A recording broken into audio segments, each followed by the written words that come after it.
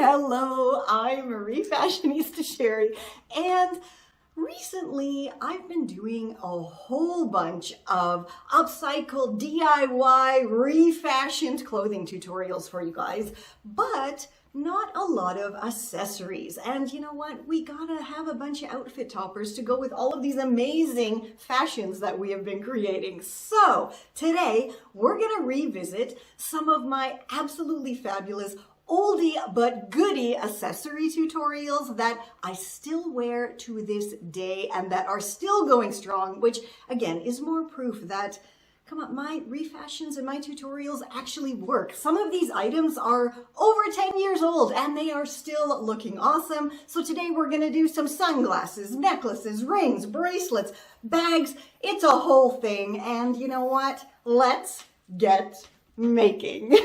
All right, we're gonna kick things off with this adorable curly Q necklace, as I called it way back when I shared this. And that was in October of 2013. So it truly is nearly a decade old and it is still going strong. And of course it is made out of a now vintage, fantastically fab phone cord. And it is reversible, so you can have a totally different look in the front if you want to. And for all of these tutorials, if it's needed, I will be redoing the voiceover, because keep in mind these were filmed, 5 to 12 years ago when technology was not as fabulous as it is now. So the camera may not be the greatest, but the voiceovers will be redone. So enjoy this first fab phone cord necklace tutorial. So I don't know where the idea for this came from, but it's hilarious. So let's make one. So all you need is your phone cord, scissors, pliers, scrap fabric, and hand sewing gear. And of course, the very first thing you need to do is remove the phone cord from the phone handset. And it's super easy to do. Just chop it and done.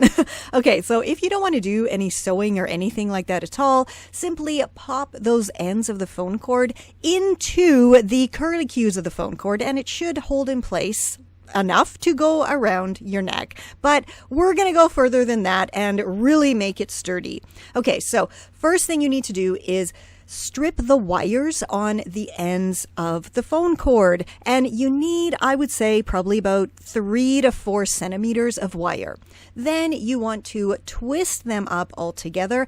If they don't hold in place, simply grab a couple of twisty ties and wrap that around. Then all you have to do is cover those exposed wires with your scrap of fabric and hand stitch it in place, and you're done. Now let's take a look at much younger me modeling this gorgeous necklace.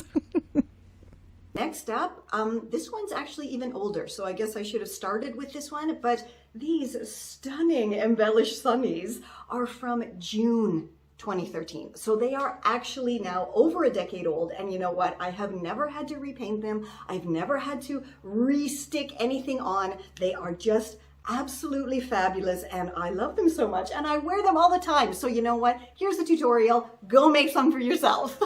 Okay, here's another one that is super duper simple and you can pretty much use what you have around your house, like a pair of old sunglasses, something small to embellish the sunglasses, and some nail polish if you don't like the color of the sunglasses, plus your glue gun, or if you have some time to spare, you can use all-purpose glue. Okay, so the very first thing you're going to need to do is stabilize the sunglasses. I just taped my earpieces to the table and it worked fine. And now, because these were boring, I decided to paint them a kind of greeny gold color with my nail polish. And like I said, it's lasted for like over a decade now. So clearly it's a good nail polish I used. Okay, so to make life easier with your embellishments, be sure to lay them out in the order that you're going to be putting them on. It just makes things go a lot smoother and easier and you're not burning your fingers with the hot glue nearly as much. And then once you're all done, take some extra flowers and those old flip-flops and use them to embellish. And I mean, how easy is that? Hot glue, stick it on, and you're done. And they're adorable. And once again, here's Sheri from 10 years ago. You know what goes perfectly with your adorable Rosette embellished sunglasses is an absolutely fabulous Rosette embellished necklace. And this one is another one that is, of course, from 2013, and it is on my blog. So I will leave the link below for that one because there's not a video. It's, you know, from the olden days when I was doing video tutorials, but also photo tutorials over on my blog. So link will be down below for that, as well as the links for all of the original tutorials, the videos on my channel. Those will all be down below as well. So you can actually go and see the original oldie but goodie videos and see young Sheri in action if you want to. Okay, so now we've made a couple of awesome necklaces and some amazing sunglasses. And so what do we need? We need some rings. Now, this tutorial is actually not so old. It is from 2017. So it's not actually super vintage like the other ones, but it is over on my blog, and it is awesome because this ring I made entirely out of trash. So you can pop over to the link and see exactly how you can make your own. And for this gorgeous denim hem ring, we are once again popping back to that ancient time of 2013. And here's the video DIY. This is a great way to use up those hems from when you shorten your jeans and trousers. So you need your hems, scissors, hand sewing gear, and a few little embellishments for your rings. And of course, the first thing you need to do is figure out your ring size for your denim hems and just pop one around your finger and chop it to size. Remember to leave a little bit for seam allowance so you can stitch those ends together. And when I stitch my open ends together, I like to use a blanket stitch because I find that it's just the most secure stitch, especially with denim. Then you can embellish them, add your initial, go easy peasy and just pin a brooch on it, add some beads, some little fabric embellishments. I mean, the possibilities are endless. And here we are again with young Sheri. Before we move on to the next oldie but goodie tutorial, I just want to let you know you can now score my epically amazing Refashioning 101 eCourse for less than $50 when you use the coupon code REFASHION50 because you're saving 50%. So it's less than $50. That is a steal of a deal. And you know what? If you don't believe me, here's Esther to tell you all about it. Oh, hello, me little puppets. It's me, Esther. Now, it's come to my attention that the baby boomers and even the Gen Xers have dropped the ball a little bit and have not been teaching the new generation some very basic life skills. Well, I am here to tell you that Refashionista Sheri has a wonderful e-course that will teach you exactly what you need to know to create your own awesome, sustainable, eco-fashion wardrobe for pennies. And not only that, the very last lesson in her course shows you how to take all the skills you learned and transform them into a fantastic little business for yourself so you can also make some money from your creations and your amazing secondhand finds. Now go click that link, check out the course, enroll, and get started today. I created this adorably comfortable vintage Hankie circle scarf back in 2016, and it is just perfect for fall because it's not super heavy, but it's not super light. I can wear it a bunch of different ways with a bunch of different types of clothing. I just love it so much.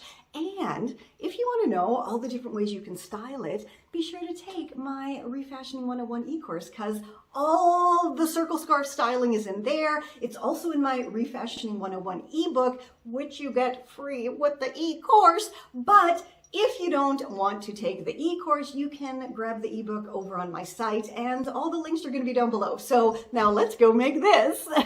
If you don't have any vintage hankies, you can easily get them at the thrift shop for super cheap. I used 6, and each one measured 28 by 28 centimeters. And the first thing you need to do is iron them until they're super duper flat. And I think this might be an early version of Esther. What do you guys think? Looks like it to me. Okay, so then all you have to do is put 2 together with right sides facing and then stitch those together and just keep adding them and adding them and adding them until your hankies are all stitched together in a long line. And then, of course, finally stitch together that open end and your scarf is done. And then you can pop it on and wear it like young me did with my button embellished faux leather jacket.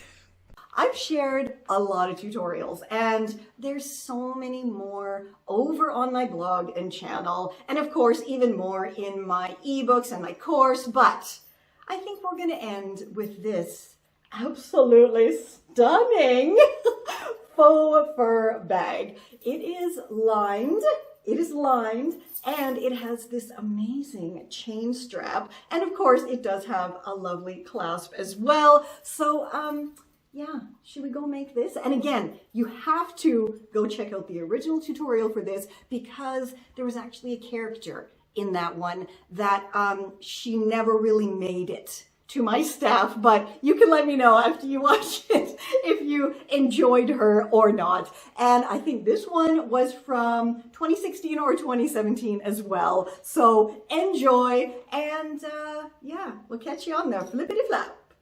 Okay, this is another super duper easy one. All you need is a faux fur hat, a length of chain, this is from the bottom of my toolbox, and some snaps for a closure or whatever closure you want, plus of course some hand sewing gear once again. I like to use embroidery thread because it is nice and thick. And the first thing you need to do is stitch one end of your chain to the interior corner at the top, or I guess which would be the bottom of the hat, and then to conceal it, simply fold over the corner of the hat and do a couple stitches, and that really helps to hide and conceal the interior chain bit there. And I mean, again, just doing a quick blanket stitch because they are the sturdiest stitches that I know. And then of course you want to go repeat the whole process on the other side of your hat. And then once that is done, you are going to have a completed strap. Isn't that fantastic? And then you can add your closure. I just stitched a very, very sturdy snap closure on there, and it's perfect. And here I am modeling it on garbage day, clearly. I hope you enjoyed this little walk down tutorial memory lane with me, and that it showed you that you truly can make amazing, long-lasting, quality items from upcycled and refashioned materials, and sometimes even items that, you know, other people would throw away, which I guess I'm showing this, but I guess most of the items I use people would throw away, right? Anyway, something I didn't share, because I share it all the time and the links are everywhere, is my awesome denim hem bangles, and these make appearances in my outfits all the time, and I have so many different colors and styles that I've made, so I will link the tutorial down below for you. And of course, they look fantastic with my denim hem rings. Remember, you can get my awesomely epic Refashioning 101 e-course for less than $50 right now using the code REFASHION50. And it's that time again, guys. It is a troll time! So once again, we're gonna see what I'm doing wrong this time.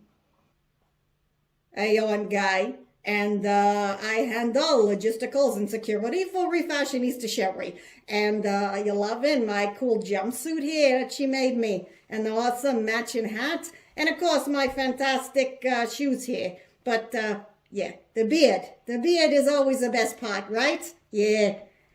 Yeah, that's not Guy. I'm Guy, and I handle logisticals and security for Refashionista Sheri. But yeah, she made me this. And I think the resemblance is pretty darn good. But today we're doing the troll time. And today's troll is really not a nice one. Not at all. It gets a little bit personal. And today's troll, her name is Olivia. So this is what Olivia decided she needed to write to Sheri.